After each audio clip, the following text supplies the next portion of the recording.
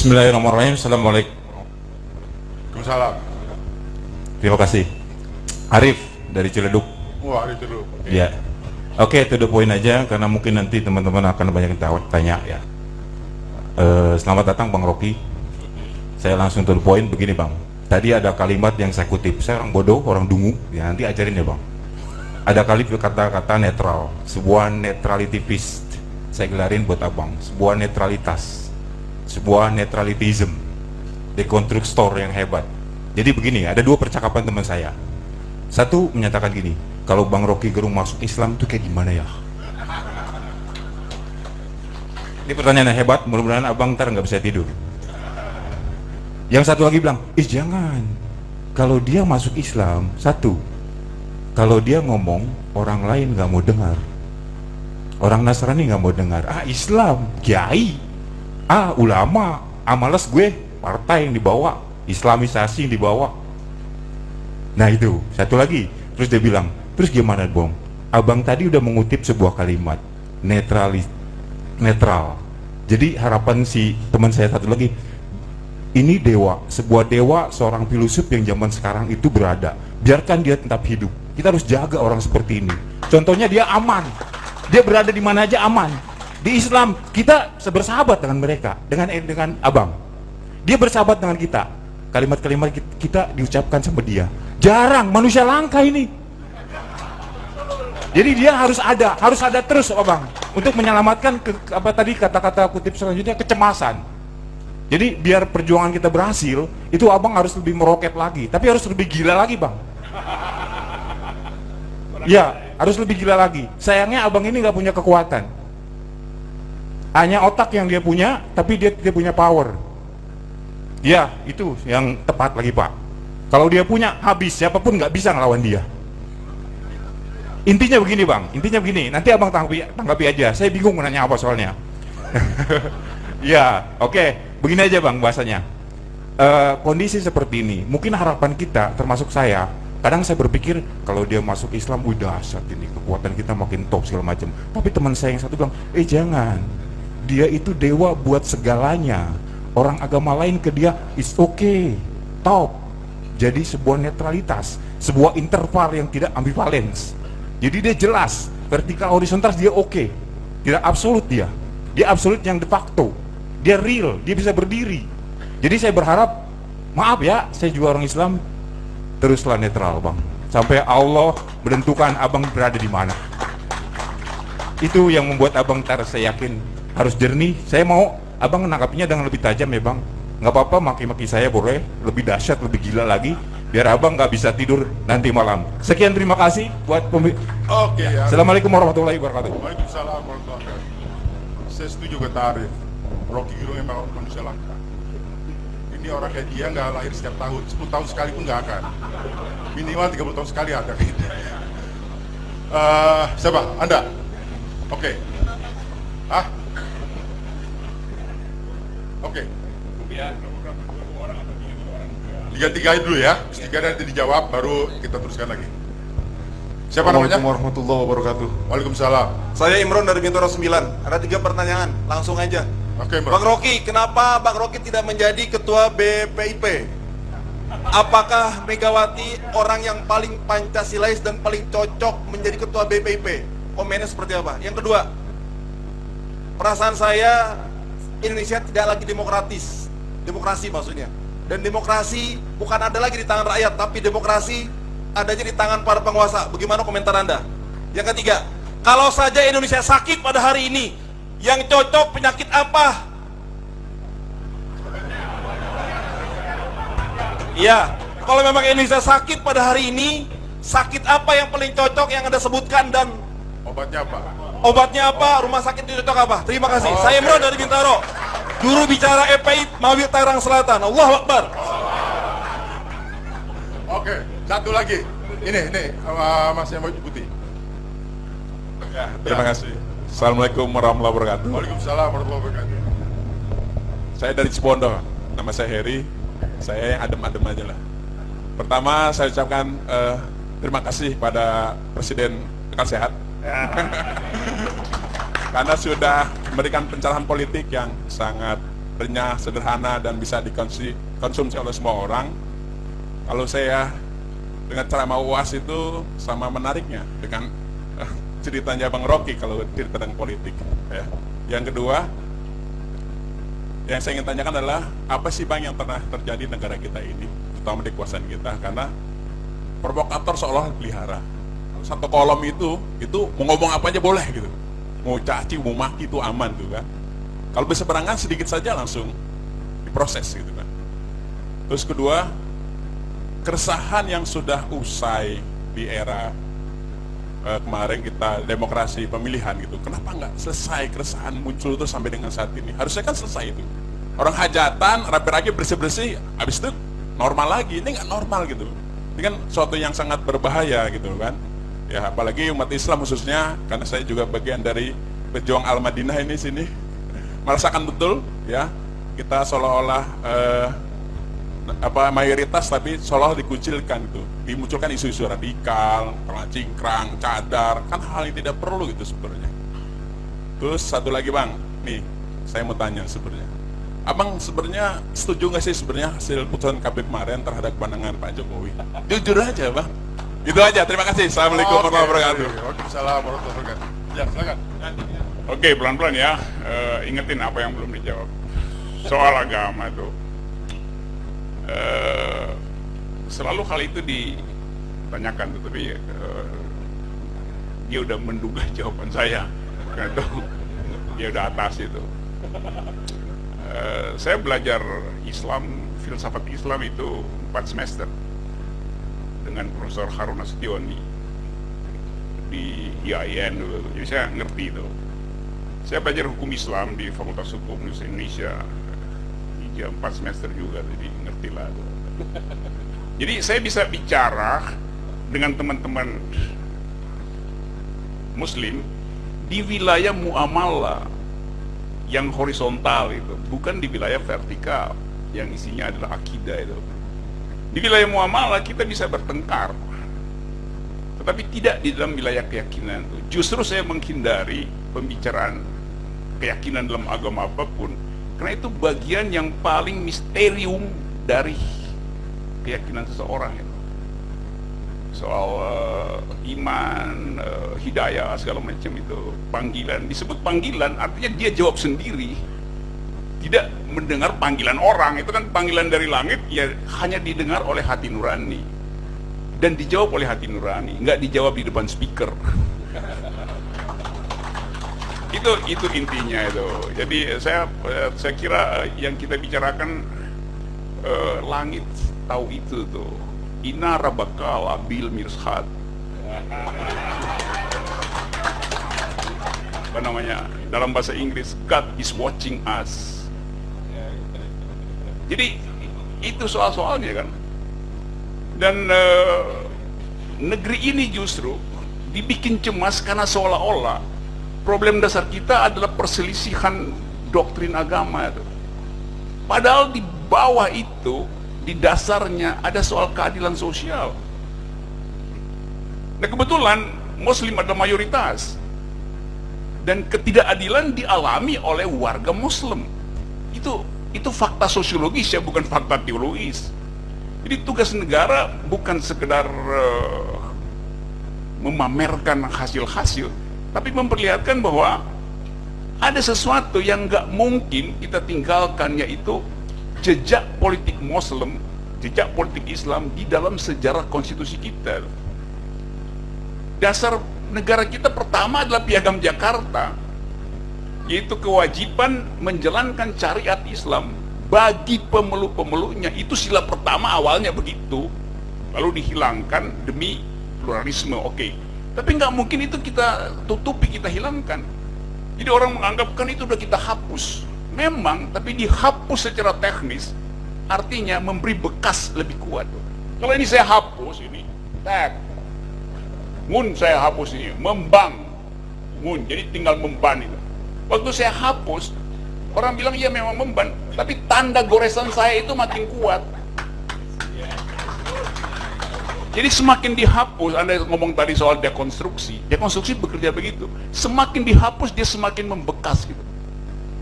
Kalau misalnya ini udah hilang, Kan udah hilang dibakar. Iya, tapi di kuku saya tahu tuh bekasnya masih lengket di kuku saya karena saya hapus pakai kuku gitu. Assalamualaikum Pak Haji, selamat datang. Saya tuan rumah hari ini.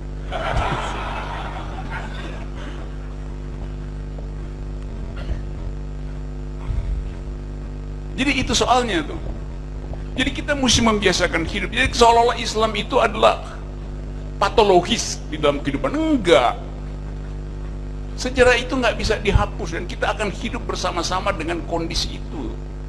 Karena itu bagian dari sejarah kita. Itu yang saya bela tuh. Orang bilang saya bela 212. Enggak, saya nggak bela 212.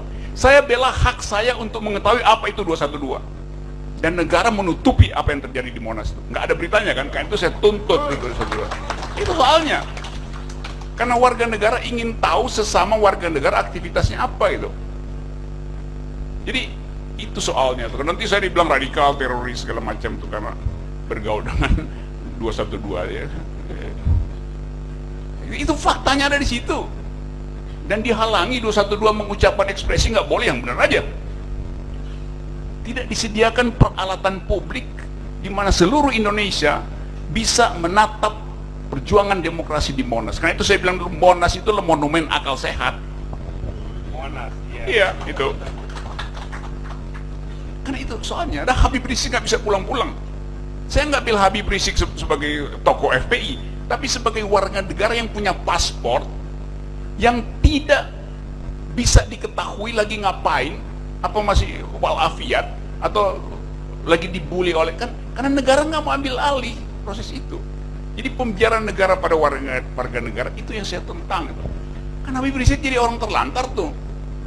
Nah, orang yang terlantar di negeri orang setiap saat potensial untuk dibully, dianiaya oleh orang lain tanpa perlindungan negara. Karena negara seolah-olah menolak. Gimana coba? Gak bisa dong. Apapun agamanya itu tugasnya. Apalagi Habib Rizik datang dengan problem yang dimanipulasi seolah-olah itu politis. Sesuatu yang personal dibikin politik, yang politik dibikin personal itu. Tanpa ada kejelasan mau diapain gitu kan. Tapi sekarang saya nggak tahu. Saya bisa tahu dengan teman-teman yang pulang dari sana.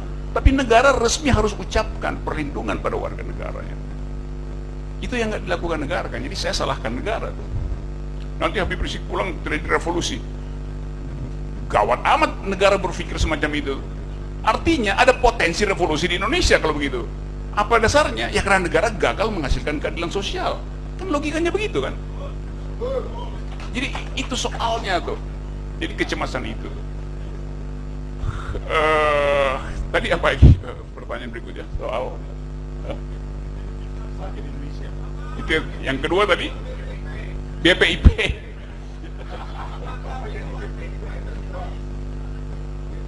Ya itu terhubung dengan sejarah tuh.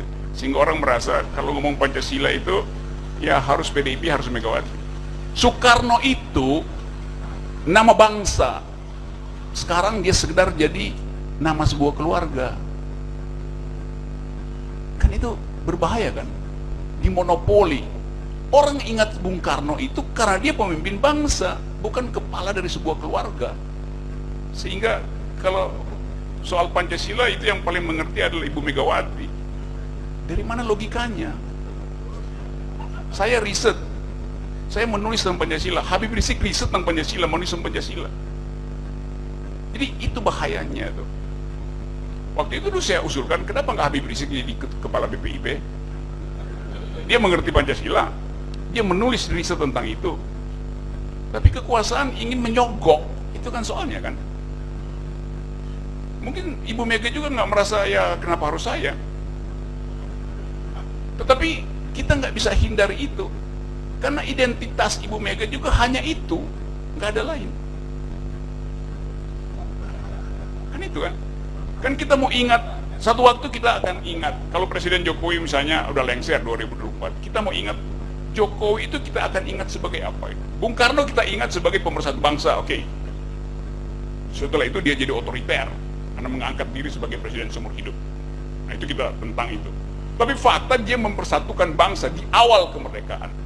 Jadi boleh disebut, oke, Bung Karno menanamkan kebanggaan berbangsa. Satu poin.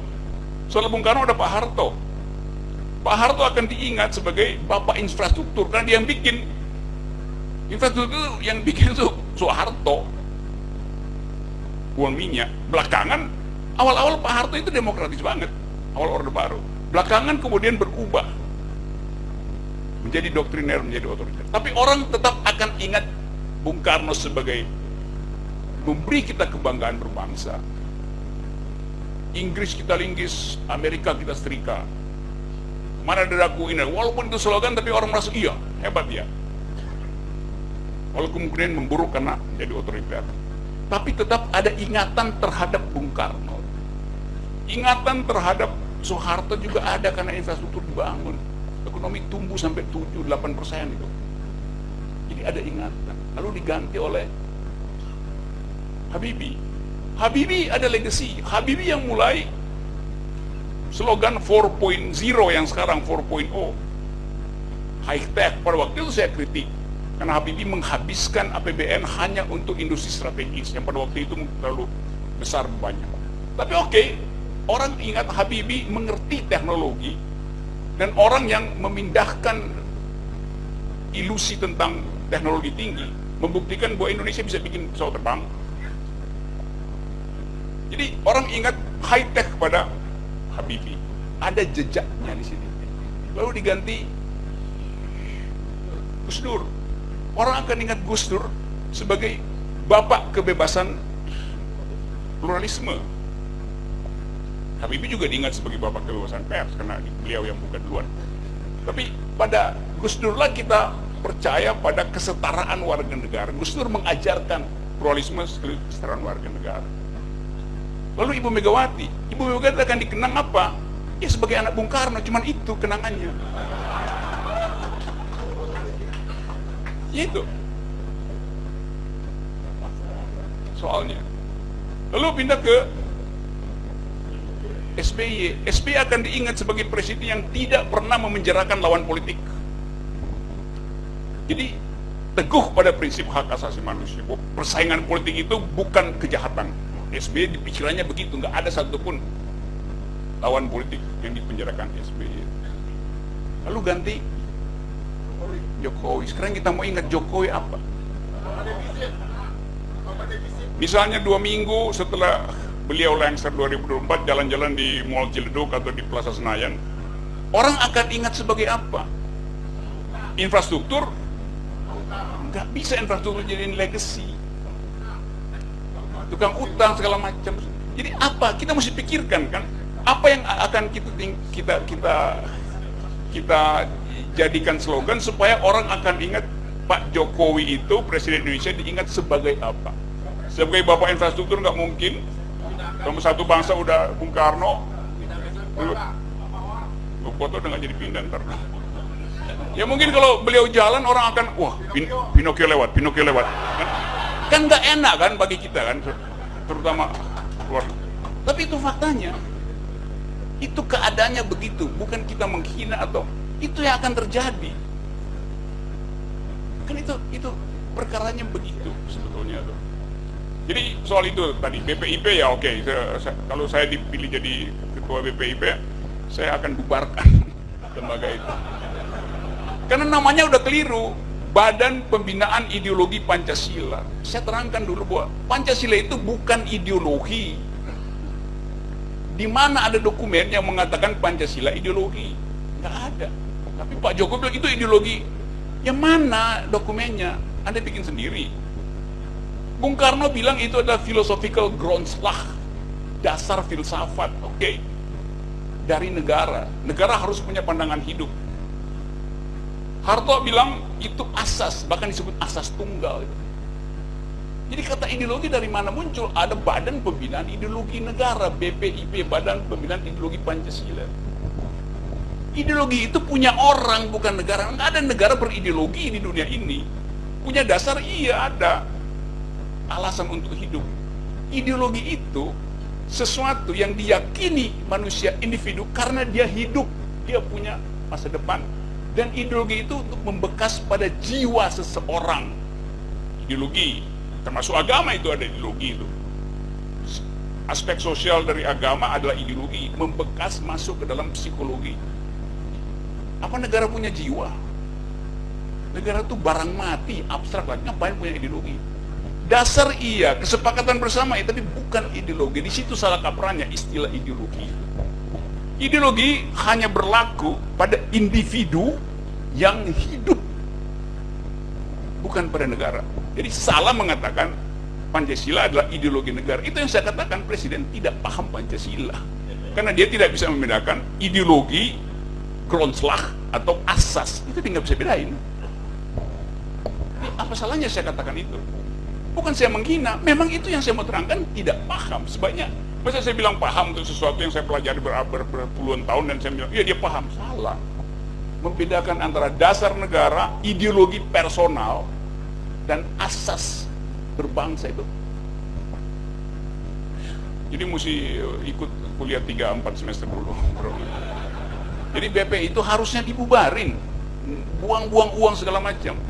Apalagi ada istilah pembinaan. Buset dah. Jadi emang kita orang binaan apa? Mantan napi apa mantan teroris, binaan dia sebut begituan. Jadi itu soalnya tuh saudara.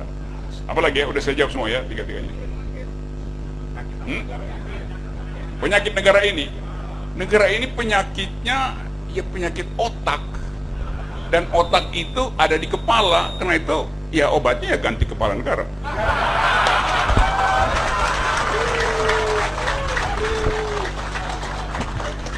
Itu pertanyaan harian terakhir belum dijawab tadi.